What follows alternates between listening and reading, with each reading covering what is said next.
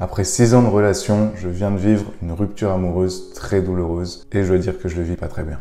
J'ai beaucoup pleuré, j'ai beaucoup culpabilisé, je m'en suis voulu pour beaucoup de choses, j'ai essayé par beaucoup de moyens de garder la personne, mais en vain, on est séparés et il faut l'accepter.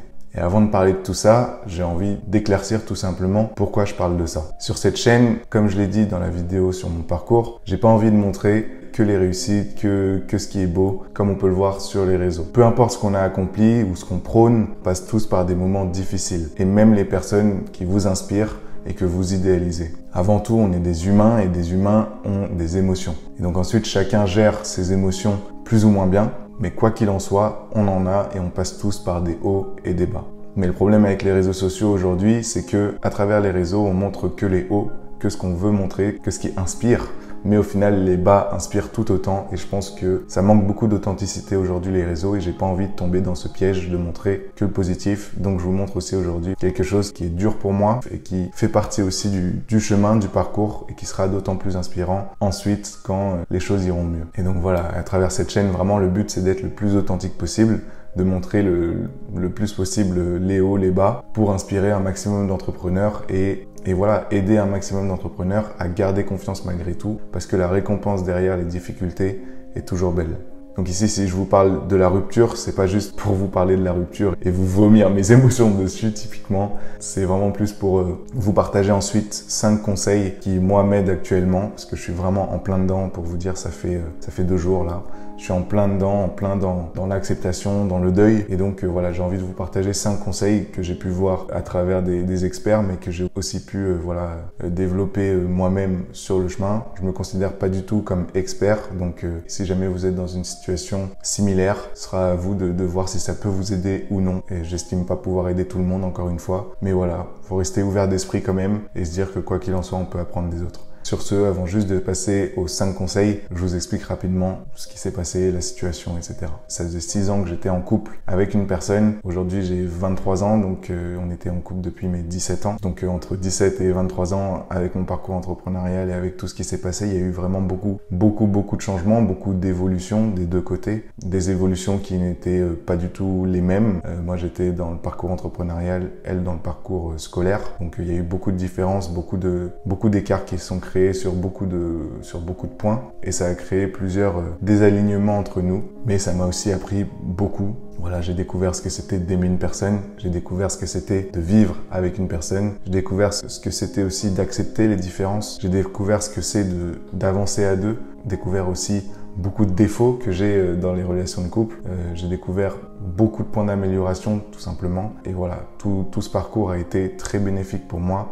Et maintenant que la relation s'est arrêtée, pour être honnête, voilà, ça me brise le cœur. D'une part parce que j'ai encore des sentiments pour la personne et que j'avais pas tellement envie que ça s'arrête. Et d'autre part parce que l'équilibre qui était créé entre le travail, les amis, la relation amoureuse et tout ça est cassé maintenant. Et du coup, j'ai un gros sentiment de solitude.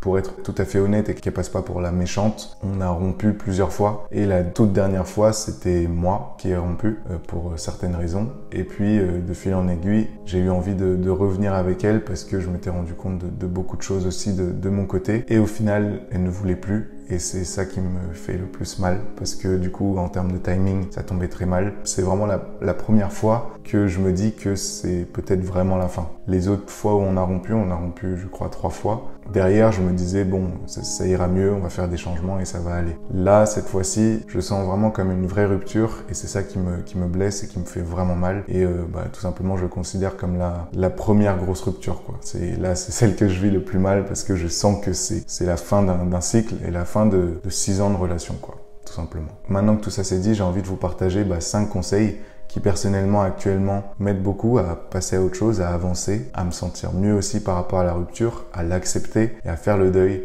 5 conseils que j'ai pu voir, comme je vous ai dit, à travers des experts et que j'ai pu tester ensuite. Et si vous êtes dans une situation de rupture amoureuse, il y a peut-être des conseils dedans qui peuvent vous aider. Que je vous invite à les écouter, à les prendre en compte et à voir ensuite si ça peut vous aider derrière. Le premier conseil, et c'est peut-être le plus dur et celui en tout cas où personnellement j'ai le plus de mal à vraiment travailler, c'est le fait d'arrêter d'idéaliser idéaliser la relation ou idéaliser la personne avec qui vous étiez. Si ça s'est terminé, il y a forcément des raisons et c'est vrai que c'est très très dur de se l'avouer. On a tendance beaucoup à se mentir à soi-même après une rupture et à entretenir ce mensonge pour tout simplement croire à l'illusion positive qu'on se fait du couple, mais qui n'était pas vraiment la réalité quand vous étiez ensemble. Il faut accepter que parfois ça ne matche pas et quand je dis ça, je parle pas de la personne, mais je parle de comment vous avez fait évoluer la relation avec la personne. Si vous êtes séparés, c'est que ça n'a pas marché. Ça veut pas dire que vous n'êtes pas compatible avec la personne, c'est juste dire que la manière dont vous vous êtes associé avec la personne n'a pas fonctionné. Ensuite, si vraiment vous voulez rester avec la personne, il va falloir, quoi qu'il en soit,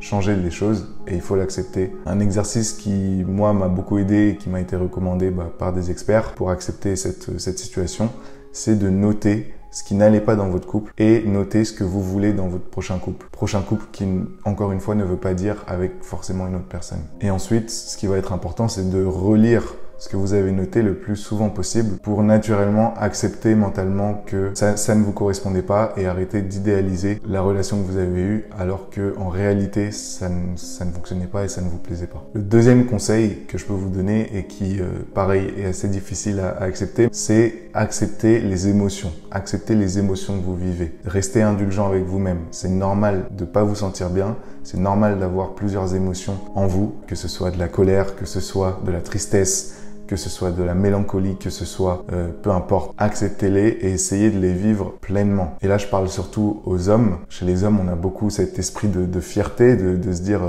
non, mais moi ça va aller, vas-y c'est bon, cette fille je m'en fiche et des trucs du genre. Si c'est pas vrai, si vous savez que c'est pas le cas, acceptez que c'est pas le cas et juste voilà, vous voulez pleurer, pleurez, vous voulez crier, criez, vous voulez frapper, frappez.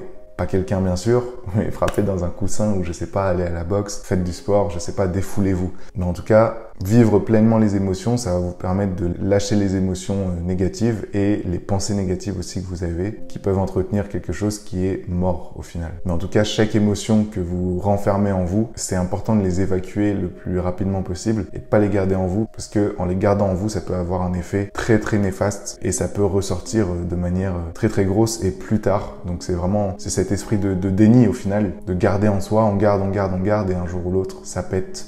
Et quand ça pète, c'est encore pire que si vous l'aviez accepté dès le début. Donc voilà, après c'est plus facile à dire qu'à faire évidemment, mais essayez quand même de garder ça en tête et de faire des petits efforts pour vraiment vivre à fond vos émotions et essayer de vider votre sac le plus rapidement possible dès le début. Le troisième conseil que je peux vous donner, c'est d'en parler à votre entourage. Alors c'est quelque chose qui est vraiment contre-intuitif parce qu'on peut se dire ouais, moi je préfère m'isoler, mon entourage ils vont pas comprendre et puis ils ont d'autres problèmes, ils ont autre chose à penser, etc. Donc je vais pas en parler, je vais garder pour moi. Alors je comprends tout à fait cet état d'esprit. Maintenant il y a quand même de fortes chances que votre entourage soit là pour vous et puisse vous aider à relativiser. Et au-delà de vous aider par des mots à relativiser, en parler va vraiment vous aider à aussi, toujours dans cet esprit, de vider votre sac.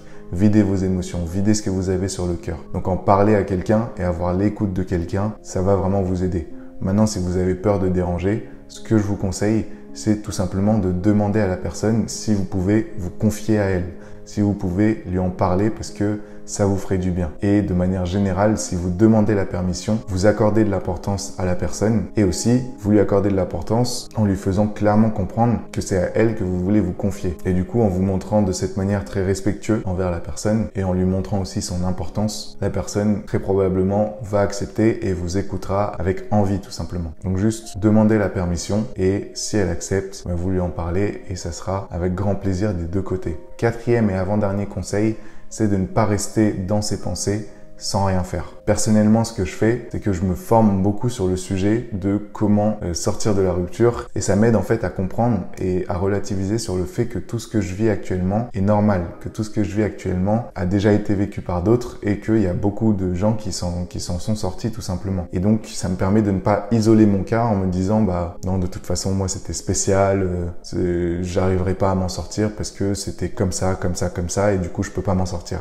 Ça, c'est vraiment le pire à se dire parce que c'est refuser d'évoluer, tout simplement. Et donc, ce que je vous conseille pour le conseil numéro 4, c'est de trouver un bon équilibre entre se former pour surmonter la rupture et faire autre chose pour vous aider vraiment à vider vos pensées et ne plus y penser tout simplement. Donc en gros, se former pour changer vos pensées et faire autre chose pour vider les mauvaises pensées. Et donc le cinquième et dernier conseil, c'est un conseil beaucoup plus simple, beaucoup plus terre à terre, mais qui personnellement m'a beaucoup aidé aussi, c'est de limiter les choses, les événements, les lieux, les petits objets, etc. qui peuvent vous rappeler la personne. En tout cas, le temps de vous sentir mieux, le temps d'accepter le deuil, ça va être important d'essayer de supprimer de votre quotidien les petites choses comme ça qui peuvent très facilement vous rappeler la personne. Par exemple, la supprimer de vos réseaux sociaux pour éviter de la stalker, parce que ça c'est vraiment le pire, de continuer de suivre sa vie, ça va juste vous faire penser à elle et vous faire imaginer aussi des choses qui potentiellement voilà, ne sont pas vraies. Par exemple, elle est avec ses amis, elle va pécho un de ses amis, etc.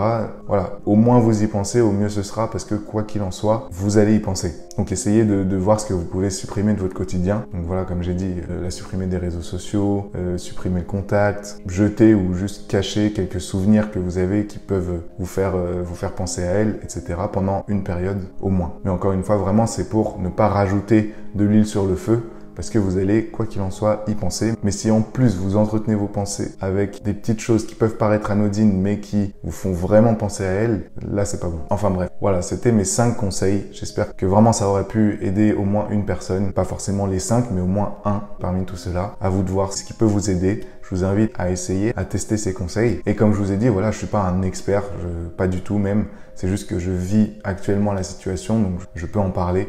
Je suis loin d'être sorti complètement de cet état de rupture amoureuse et de mal-être, tout simplement. Mais voilà, même en étant dans ce mal-être, la plupart du temps, on sait ce qui serait bon pour nous et ce qui serait bon aussi de manière générale. Et donc, c'est ce que je vous partage. En tout cas, j'espère que ça aura pu aider au moins une personne. Et si vous êtes dans cette situation, vraiment force à vous, parce que je sais que c'est pas facile, mais je suis persuadé que c'est possible d'en sortir. En tout cas, beaucoup de gens l'ont fait, beaucoup de gens en sont sortis. Donc, c'est que c'est possible avec persévérance, avec travail aussi sur vous. Ça demande du travail, il faut pas se leurrer. Voilà, c'est comme tout, avec le travail, avec persévérance, on arrive à nos fins et j'espère que ce sera le cas pour vous et j'espère avoir pu vous aider au moins. Voilà, et sinon, de manière générale, c'était pas la vidéo la plus positive du monde, mais voilà, comme je vous ai dit, je veux être authentique, je veux vous montrer vraiment l'envers du décor, entre guillemets. Si vous avez aimé la vidéo, n'hésitez pas à mettre un petit like, vraiment ça aidera à la montrer à plus de personnes.